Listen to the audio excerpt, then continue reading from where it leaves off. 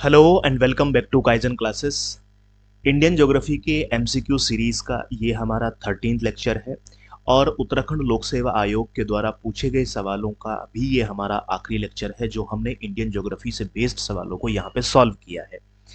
चलिए शुरुआत करते हैं आज के अपने सेशन की। आज हम मानव प्रजातियों के बारे में पढ़ेंगे, यानी ह्यूमन ट्राइब्स के बारे में बेसिकली यहाँ पे जान रहे होंगे। सवाल दिया गया है, एक तरफ ट्राइब दी गई है और एक तरफ स्टेट दिया गया है। आपको पहचानना है कि कौन सा जो है वो उपयुक्त सुमेलित है, यानी सही तरीके से मैच किया गया है। टोडा जनजाति तमिलनाडु में, बिल्कुल सही बात है, टोडा जनजाति तमिलनाडु में मिलती है आपको। जारवा जनजाति झारखंड में नहीं मिलती है बल्कि अंडमान एवं निकोबार में मिलती है। अगर बात करें गरासिया की तो ये राजस्थान में मिलती है, ये भी एकदम सही है। असुर जनजाति छत्तीसगढ़ में नहीं मिलती है बल्कि बिहार और झारखंड में मिलती है। कहाँ कहाँ पे मिलती है? बिहार और झारखंड में मिलती है। इसलिए इसमें जो ऑप्शन ए और सी हैं वो सही तरीके से मैच्ड है, बाकी सभी मिसमैच है। अगर हम ऑप्शन देखें तो ऑप्शन सी इसका सही उत्तर हो जाएगा, यहाँ पे इन्होंने व्याख्या दी भी है। अब हम क्या कर लेते हैं, क्योंकि इसमें कई सारे सवाल हैं जो जनजातियों से संबंधित हैं, ट्राइब से रिलेटेड हैं, और इस तरीके के सवाल आयोग आपसे बार बार पूछता भी रहता है, तो हम एक काम कर लेते हैं, अलग से ट्राइब्स को यहाँ पे समझ लेते हैं क्विकली, और फिर हम आगे चीज़ों को सॉल्व कर रहे होंगे। यहाँ पे हम बात करेंगे जनगणना 2011 के आधार पर जो जनजातियां हैं उनके बारे में हम यहाँ पे देखेंगे। भारत की जनजातियां यानी ट्राइब्स इन इंडिया, एक एक करके समझते चलते हैं। यहाँ पे लगभग सभी स्टेट्स में जो महत्वपूर्ण जनजातियां हैं उन सब के बारे में यहाँ पे बताया गया है। हम इसको फटाफट करते चलेंगे, हर एक जनजाति के बारे में नहीं जानेंगे, बस ये पता होना चाहिए कि कौन जनजाति कहाँ पे है, बस इतना पता हो। जैसे यहाँ पे जम्मू कश्मीर के बारे में दिया गया है, गुज्जर, बकरवाल, कोली, डोंगरा, टोडिया, ये यहाँ पे मिलते हैं। जैसे लद्दाख में चांगपा और बकरवाल मिलते हैं। देखो बकरवाल दो जगह आ रहा है, अंदाजा भी आप लगा सकते हैं किस तरीके से जनजातियां यहाँ पे देखने को मिलती है। हिमाचल प्रदेश में हो गया, उत्तराखंड में जैसा कि हम जानते हैं कि हमारे यहाँ पे 5 प्रमुख जनजातियां हैं, थारू है, भोटिया है, राजी है, बुक्सा है, जौनसारी है, ये भी यहाँ पे दिया गया है। इसी तरीके से राजस्थान के बारे में भी देखिए, अभी उन्होंने जो ऑप्शन बनाया था गरासिया, ये जनजाति कहाँ पे पाई जाती है? तो ये पाई जाती है राजस्थान में। इसी तरीके से आप देखेंगे गुजरात में, मध्य प्रदेश में, उत्तर प्रदेश में, सभी तरीके की जनजातियों के बारे में यहाँ पे लिख दिया गया है। जैसे बिहार में उन्होंने वहाँ पे ऑप्शन बनाया था असुर का, तो असुर जनजाति कहाँ पर मिलती है? बिहार में। सेम आपको कहाँ पे ये भी मिलेगी? झारखंड में भी ये मिलती है। ऐसे ही आप देख रहे हैं झारखंड में एक है संथाल, एक है मुंडा, एक है हो, ये सारी जनजातियां हैं जो आगे चल के आपको देखने को मिलेंगी।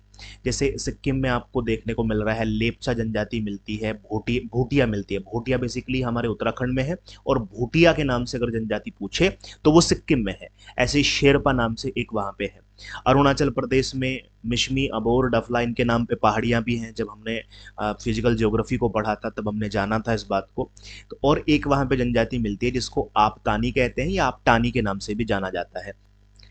मणिपुर की बात करें तो मणिपुर की एक जनजाति है जिसका नाम है कुकी, एक का नाम है मारिंग, एक का नाम है तारो, माओ, कोम। ये सब कहाँ पे मिलेंगी हमें? मणिपुर में मिलेंगी। ऐसी कुकी जो है वो मिजोरम में भी मिलती है। ये सारी बातों का आपको ध्यान रखना है। ओडिशा की बात करें तो ओडिशा में आप देख रहे हैं भूमिज आपको देखने को मिलेगा, खोंड मिलेंगे, जुआंग मिलेगा। ये कहाँ पे मिल रहा है? ओडिशा में मिल रहा है। नीलगिरी पहाड़ी पर आपको टोडा जनजाति मिलेगी। इस तरीके से यहाँ पर संपूर्ण भारत में जो महत्वपूर्ण जनजातियां हैं वो हमने लिख दी हैं। जैसे अंडमान निकोबार में अभी बात करी थी जारवा की, यहाँ पे और जनजातियां कौन कौन से हैं? सेंटनलीज है, ओंग है, शॉम्पेन है। ये सब कहाँ पे मिलती हैं? ये अंडमान एवं निकोबार में मिलती है। लक्षद्वीप में एक जनजाति है जिसका नाम है मालमेस। तो जनजातियों से संबंधित ये जो पीडीएफ है ये हम अपने टेलीग्राम चैनल पे आपको प्रोवाइड करा देंगे, और टेलीग्राम चैनल का लिंक इस वीडियो के डिस्क्रिप्शन में आपको मिल जाएगा। आपको क्या करना है, टेलीग्राम से इस पीडीएफ को डाउनलोड कर लेना है और इससे 1 से 2 बारी गो थ्रू हो जाना है, क्योंकि जनजातियों से संबंधित आगामी परीक्षा में आपको एक सवाल देखने को मिल सकता है। इसलिए आप इससे गो थ्रू हो जाएंगे, सवाल लगभग इसी से बन रहे होंगे। सवाल नंबर 310 कहता है कि लावा सॉइल सामान्यतः कहाँ पाई जाती है? हमें पता है कि लावा का उद्गार जो है वो दक्कन ट्रैप में होता है, मालवा के पठार में होता है, उन सारे रीजन्स में देखने को मिलता है। यहाँ पे तो बहुत स्पष्ट रूप से इन्होंने ऑप्शन बनाए हैं। Maharashtra, Arunachal Pradesh no, Himalayan reason है वो तो, राजस्थान नहीं, लद्दाख क्षेत्र नहीं तो कौन सा है, महाराष्ट्र में दक्कन ट्रैप में यहाँ पे लावा सॉइल मिल जाएगी। और आपको पता है कि लावा सॉइल जब बनती है, या जिसको हम कहते हैं कि वहाँ पे बेसाल्ट की चट्टानें आपको मिलेंगी जहाँ पे लावा धीरे धीरे ठंडा होगा। उन बेसाल्ट की चट्टानों के टूटने फूटने से जिस मिट्टी का विकास होता है, उस मिट्टी को हम कहते हैं कि वो काली मिट्टी है। और काली मिट्टी कपास के लिए अच्छी होती है, इसको उसको काली कपासी कहा जाता है। काली मिट्टी में जल धारण करने की, क्योंकि उसके जो कण होते हैं वो बड़े महीन होते हैं, बारीक होते हैं, इसलिए उसमें जल धारण करने की क्षमता बहुत अच्छी होती है, और उसको रेगुर मृदा भी कहा जाता है, ये आपको ध्यान रखना है। नेक्स्ट सवाल की तरफ बढ़ जाते हैं। कहता है कि 1962 में भारत और चीन के बीच में जो युद्ध हुआ था, उससे पहले कौन सी जनजाति जो है वो तिब्बत से व्यापार करती थी। तो यहाँ पे चार जनजातियों के नाम दिए गए हैं, राजी, भोटिया, बोक्सा और थारू। तो ध्यान रखना है कि जो भोटिया जनजाति है, भोटिया जनजाति 1962 से पहले चीन के साथ में व्यापार करती थी। नेक्स्ट सवाल की तरफ बढ़े। किस जनजाति को शोका के नाम से भी जाना जाता है, शोका के नाम से, थारू को, भोटिया को, बोक्सा को या फिर मुंडा को। इसका भी ऑप्शन सी ठीक है, भोटिया जनजाति। व्याख्या देखें, भोटिया जनजाति को शोका के नाम से भी जाना जाता है। किरात वंशीय भोटिया एक अर्ध घुमंतु जनजाति है। ये अपने को क्या कहते हैं, खस राजपूत कहते हैं। कश्मीर के लद्दाख में इन्हें भोटा और हिमाचल प्रदेश के किन्नौर में इन्हें भोट के नाम से जाना जाता है। इनकी सर्वाधिक आबादी उत्तराखंड में पिथौरागढ़ में देखने को मिलती है। अब यहाँ पे आपके लिए एक इन्फॉर्मेशन है कि हमारे इसी YouTube चैनल पर आपके लिए उत्तराखंड की जो 5 प्रमुख जनजातियां हैं, उन 5 की 5 प्रमुख जनजातियों की विशेषताएं, उनके त्योहार, उनकी रस्में, उनके द्वारा और जितने भी खान पान या जितने भी सांस्कृतिक कार्यक्रम हैं, उन सब से संबंधित एक वीडियो बनाई गई है। बहुत छोटी सी वीडियो है जिसमें सारी चीज़ें वहाँ पे एक्सप्लेन की गई है। उसका PDF भी आपको मिल जाएगा वीडियो के डिस्क्रिप्शन में। तो हम इस वीडियो के डिस्क्रिप्शन में उस वीडियो का लिंक आपको दे देंगे, और आप अपने 15-20 मिनट में ये उत्तराखंड की प्रमुख 5 जनजातियों से संबंधित सारी चीज़ों को वहाँ पे कवर कर लेंगे। चलिए आगे बढ़ते हैं। कहता है अहोम जनजाति भारत के किस राज्य से संबंधित है। ध्यान रखना है, अहोम जनजाति का संबंध जो है वो असम राज्य से है। अब ये सारी कौन सी जनजाति कहाँ पे मिल रही है, ये जो हमने अभी आपको स्टार्टिंग में जनजातियों की PDF दिखाई थी, उसमें ये सारी मिल जाएंगी। जैसा कहता है कि वैद्या जनजाति जो है वो कहाँ पे पाई जाती है, थाईलैंड में, न्यूजीलैंड में, तस्मान में, श्रीलंका में। चर्चा में भी रही थी, वैद्या जनजाति जो है वो श्रीलंका में पाई जाती है। याद करने की बातें हैं। निम्नलिखित जनजातियों में से कौन एक अंडमान एवं निकोबार द्वीप पर रहती है। तो देखो कौन सी है इसमें, जारवा जनजाति, अभी हमने देखा था जारवा जनजाति वहां पे पाई जाती है। इसके अलावा सेंटलीज हमने देखा, ओंग हमने देखा, शॉम्पेन हमने देखा, ये सब कहाँ पे मिलती है, अंडमान एवं निकोबार में। मुंडा जनजाति, मुंडा जनजाति की बात करें तो मुंडा जनजाति अभी हमने देखा था वो झारखंड में मिलती है। संथाल जनजाति ये भी हमने देखा कि झारखंड में मिल रही है। आपातानी ये हमने देखा था अरुणाचल प्रदेश में मिल रही है। तो ये जनजातियां आपको एक नहीं चारों के बारे में पता हो सकता है आगे सवाल बदल दे। कहता है कि जो भरारा है वो किससे संबंधित है, भोटिया से, राजी से, भील से या फिर थारू से। ध्यान रखना है, जो भरारा है वो थारू जनजाति से संबंधित है उत्तराखंड में। और भरारा जो थारू जनजाति में है वो बेसिकली एक चिकित्सक होते हैं थारू जनजाति में। तो भरारा का संबंध किससे है, वो है थारू जनजाति से। नेक्स्ट सवाल की तरफ बढ़े। किसी दूसरे व्यक्ति की संपत्ति में अनाधिकृत प्रवेश करना क्या कहलाता है। तो संपत्ति का क्षति पहुंचाना कहलाता है या फिर अतिचार। तो इसका सही उत्तर हो जाएगा अतिचार। ट्रेसपास अगर आप कर रहे हैं किसी, तो उसे ट्रेसपास कहा जाता है अगर किसी दूसरे की संपत्ति में बिना परमिशन के आप एंटर हो रहे हैं तो।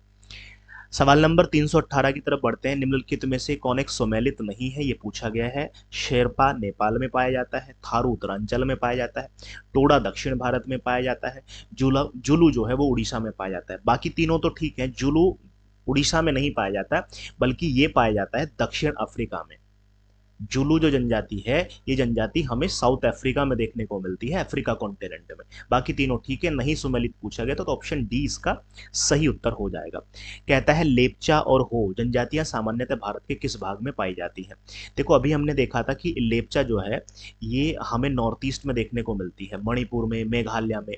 हो जनजाति अभी हमने देखा कि ये हमें झारखंड वाले एरिया में देखने को मिल रही है। अब ऑप्शन देख लेते हैं। कहता है मध्य भारत में, उत्तर पूर्वी भारत में, दक्षिण भारत में या पश्चिम भारत में। देखो दक्षिण और पश्चिम तो नहीं है। अगर वो हो के हिसाब से लगाता है, हो के हिसाब से झारखंड वगैरह को देखता है तो मध्य भारत हो जाएगा। बट अगर वो लेप्चा के हिसाब से देखेगा तो उत्तर पूर्वी भारत हो जाएगा। आयोग ने ऑल्दो इसको ऑप्शन ए माना था मध्य भारत, पर इसका उत्तर सही जो है वो उत्तर पूर्वी भारत भी हो सकता है, क्योंकि लेप्चा जो है आपको नॉर्थ ईस्ट में मिलती है। कहता है निम्नलिखित युग्मों में से कौन सुमेलित नहीं है। ये जो नहीं वाले कीवर्ड होते हैं ये आपको सवाल सॉल्व करते हुए हमेशा देखने होते हैं। कई बार हम सवाल को जानते भी हैं पर हमने जो कीवर्ड को मिस कर दिया है उसकी वजह से हमारा सवाल गलत हो जाता है।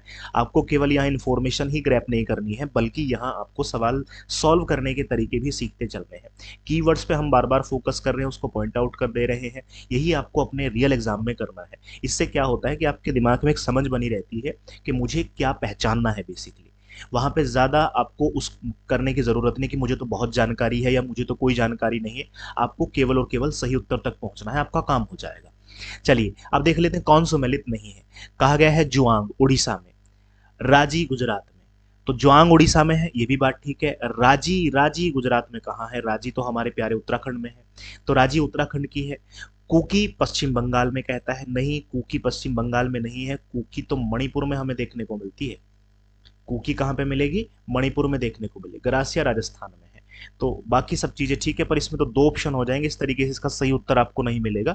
जुआंग उड़ीसा में है, रांची उत्तराखंड में, कुकी मणिपुर में, गरासिया राजस्थान में है। चलिए, क्योंकि हम जान रहे हैं इसलिए हमने इसको टिक कर दिया। चलिए अब हम यहाँ पे मिसलिनियस यानी विविध दिया गया है, कई सारे टॉपिक्स को यहाँ पे मिलाया गया है, या जो कोई खास टॉपिक कहीं पे नहीं बन पाता है उनको यहाँ पे डाल दिया गया है। देखिए क्या कहता है, सवाल फटाफट सॉल्व कर लेते हैं। इंडियन ज्योग्राफी के एमसीक्यू सीरीज का ये हमारा आखिरी लेक्चर है। निम्न में से कौन सा मानव विकास की दृष्टि से सबसे अधिक पिछड़ा हुआ है? जहाँ पे ह्यूमन डेवलपमेंट बहुत अच्छा देखने को भी नहीं मिलता है। केरल तो बहुत अच्छा है, मध्य प्रदेश, तेलंगाना, सबसे पिछड़ा हुआ है बिहार। बढ़िया, नेक्स्ट सवाल की तरफ। कहता है भारत के किस राज्य ने अगस्त 2017 में कोकोनट पाम को राज्य वृक्ष घोषित किया था? तो इसका नाम है गोवा। फैक्चुअल सवाल है, 2017 में कोकोनट पाम को राज्य वृक्ष घोषित किया था। अगर हम बाकी सबकी देखें तो इसमें लिखा भी है कि 2017 में कोकोनट पाम नारियल को गोवा ने राज्य वृक्ष घोषित किया था। ऐसे ही चंदन जो है वो कर्नाटक का है, नारियल केरल का है, और गुल्लर जो है वो उड़ीसा का राजकीय वृक्ष है। चलिए नेक्स्ट सवाल की तरफ बढ़े। कहा गया है निम्नलिखित में से कौन सा नगर गंगा तट पर स्थित नहीं है, जिसके यानी कि जो गंगा के किनारे नहीं है? इलाहाबाद है, वहां तो गंगा यमुना सरस्वती का संगम है। कानपुर के किनारे से जाती है, वाराणसी से जाती है। आगरा से गंगा नहीं है बल्कि यमुना के तट पर है आगरा। चलिए नेक्स्ट सवाल। कहता है बन्नी ग्रासलैंड गुजरात में मिलता है या ग्रासलैंड? बन्नी ग्रासलैंड निम्नलिखित में से किस राज्य में अवस्थित है? अरे तो यही पूछ लिया है यहाँ पे, गुजरात राज्य में है। चर्चा में भी रहा था बन्नी ग्रासलैंड, क्योंकि बन्नी ग्रासलैंड में एक जनजाति है वहां पे जो चरवाहों के रूप में काम करती है। बन्नी ग्रासलैंड इंडियन बस्टर्ड नाम का जो पक्षी है जो इंडेंजर्ड कैटेगरी में है, उसका भी एक अच्छा खासा निवास स्थान है।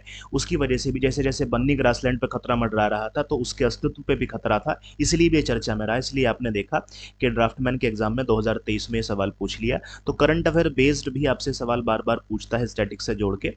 तो बन्नी ग्रासलैंड कहाँ पर है? गुजरात में है। और कहता है कि एनजीटी ने गुजरात के बन्नी ग्रासलैंड के मैदानों में अतिक्रमण हटाने के आदेश वहां पे दिए थे, नेशनल ग्रीन ट्रिब्यूनल ने। नेक्स्ट सवाल की तरफ बढ़ते हैं। कहता है भारतीय सुदूर संवेदन संस्थान कहाँ पर है? Indian institute of remote sensing कहाँ पर है? तो हम सबको पता है कि ये हमारे देहरादून में है, राज्य की राजधानी में है। नेक्स्ट सवाल की तरफ बढ़ते हैं। कहता है गुजरात के मोरबी डैम जलाशय फटने की घटना किस वर्ष हुई थी? अब देखिए यहाँ पे इसका कोई संबंध नहीं, 1969, 1970, 1989, 1999। अब इसका सही उत्तर तो है ऑप्शन बी, और पूछ रहा है 2019 में। देखिए कितने सालों के बाद में ये सारी घटनाएं यहाँ पे पूछी जा रही हैं। नेक्स्ट सवाल की तरफ बढ़ते हैं। कहता है कि जलागम प्रबंधन सफलतापूर्वक रोक सकता है, watershed management can successfully prevent. किसको रोक सकता है? तो जो जलागम प्रबंधन लाया जाता है बेसिकली वो लाया जाता है बाढ़ को रोकने के लिए, फ्लड को रोकने के लिए। तो इसका सही उत्तर हो जाएगा ऑप्शन ए, मैदानी इलाकों में बाढ़ को रोकने के लिए जलागम प्रबंधन लगाया जाता है या किया जाता है। नेक्स्ट सवाल की तरफ बढ़ते हैं। कहता है कि निम्नलिखित में से कौन सा नगर या उपनगर भारत का चौथा धूम्रपान रहित तो स्मोकिंग फ्री नगर घोषित हुआ है? फैक्चुअल सवाल है, मुंबई वगैरह ये सब यहाँ पे दिया भी गया है। आप यहाँ पे वीडियो को पॉज करके थोड़ा सा देख सकते हैं। कहता है झारखंड राज्य की राजधानी, बहुत बेसिक सा सवाल है, रांची। यहाँ पे दिया है कि 1 नवंबर को छत्तीसगढ़ बना 2000 में, 9 नवंबर 2000 को उत्तराखंड बनता है, 15 नवंबर झारखंड बनता है। तीनों 2000 में बन रहे हैं। कैपिटल आपको पता है, छत्तीसगढ़ रायपुर, उत्तराखंड देहरादून, झारखंड रांची। कहता है निम्नलिखित में से कौन एक सुनियोजित यानी प्लान्ड राजधानी नगर नहीं है? चंडीगढ़, भुवनेश्वर, बेंगलोर या फिर गांधीनगर? तो चंडीगढ़ बेंगलोर और गांधीनगर, ये तीनों के तीनों प्लांट सिटी हैं। और ये उसमें भी आते हैं, कैपिटल भी हैं। भुवनेश्वर जो है वो प्लांट नहीं है। तो ऑप्शन बी इसका सही उत्तर है।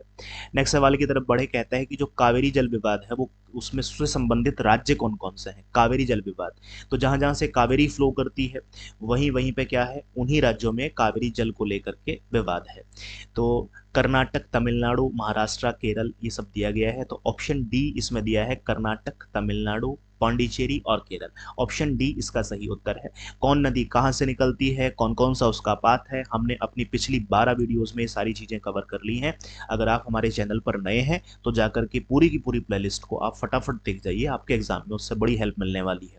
सवाल नंबर 332 डिस्कस करते हैं। कहता है भारत को कितने पिन क्षेत्रों में विभाजित किया है। जो पिन कोड आपको मिलते हैं 5, 7, 6, 8, उत्तर है 8।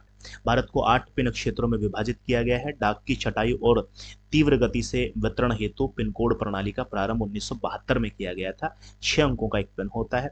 अच्छा, पहला अंक क्या दिखाता है, जोन को बताता है। दूसरा अंक उप क्षेत्र को बताता है, उप जोन को। और तीसरा अंक छटाई जिले का द्योतक है। तो जैसे जैसे यहाँ पे दिया गया है, मान लीजिए आप यहाँ पे उत्तराखंड में रहते हैं तो 2 से शुरू हो रहा है, तो उत्तरी क्षेत्र है, उत्तर प्रदेश, गुजरात, इसको दिखाता है। नेक्स्ट सवाल की तरफ बढ़ते हैं। सवाल नंबर 333 कहता है कि भारतीय सर्वेक्षण विभाग का मुख्यालय कहाँ पर है। यह है देहरादून में। भारतीय सर्वेक्षण विभाग का मुख्यालय देहरादून में है। इसकी स्थापना कब की गई थी, 1767, 1767 में। भारत सरकार के विज्ञान एवं प्रौद्योगिकी मंत्रालय के अंतर्गत राष्ट्रीय सर्वेक्षण और मानचित्र संगठन के रूप में कार्य करने वाला प्राचीनतम विभाग है भारतीय सर्वेक्षण विभाग। नेक्स्ट सवाल की तरफ बढ़े। निम्नलिखित में से किस स्थान पर 3 अर्धचंद्राकार समुद्र तट मिलते हैं। बेसिकली भारत के इस तट की बात की गई है। यहाँ पे आप देख रहे हैं, यहाँ पे अरेबियन सी है, यहाँ पे बे ऑफ बंगाल है, और यहाँ पे आप देखते हैं इंडियन ओशन है। तो ये वो कन्याकुमारी वाला रीजन है जहाँ पे ये भी मिलता है, ये भी मिलता है और ये भी मिलता है। तो ऑप्शन डी इसका सही उत्तर हो जाएगा। नेक्स्ट सवाल की तरफ बढ़े। सवाल में कहा गया निम्नलिखित में से कौन सुमेलित है। असम शिलोंग में, मेघालय कोहिमा में, मिजोरम आइजोल, नागालैंड गुवाहाटी। ऑप्शन सी यानी मिजोरम राजधानी आइजोल है, ये सही तरीके से सम्मिलित है। आपको पता है असम की राजधानी शिलोंग नहीं है, बल्कि क्या है, असम की राजधानी है दिसपुर। मेघालय की राजधानी कोहिमा नहीं है, बल्कि क्या है, शिलोंग है। मिजोरम आपको पता है आइजोल है, और नागालैंड की राजधानी क्या है, कोहिमा है। इसलिए सारे मिसमैच है। एक ऑप्शन सी जो है वो सही तरीके से मैच किया जाता है।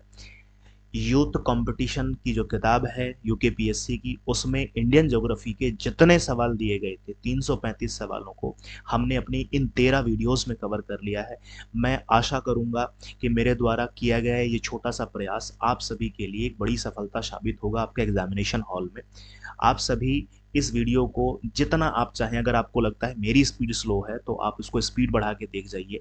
1 से 2 बारी भी आप देखेंगे तो आपको निराशा नहीं मिलेगी। आप हर बार कुछ ना कुछ नया सीख रहे होंगे, चाहे तो वो मेरी एडिशनल इन्फॉर्मेशन से हो, किताब के द्वारा दी गई एक्सप्लेनेशन से हो, या फिर आयोग के द्वारा पूछे गए सवाल से हो। कहीं से भी मिले, आपका अपना काम बनना चाहिए। तो चलिए अब एक नई सीरीज शुरुआत करेंगे जो उत्तराखंड का भूगोल है। उत्तराखंड के भूगोल से संबंधित हम अब अपने नेक्स्ट सीरीज को शुरुआत करेंगे। उत्तराखंड के भूगोल की पीवाईक्यू को देखेंगे, जो पिछले सालों के सवाल है उनको समझेंगे। उत्तराखंड के इतिहास से संबंधित एक अलग से हमारी सीरीज हमारे टीचर्स के द्वारा चलाई जा रही है, उन सब से आप लाभ लेते रहेंगे। चलिए मिलेंगे नेक्स्ट वीडियो में, तब तक के लिए धन्यवाद।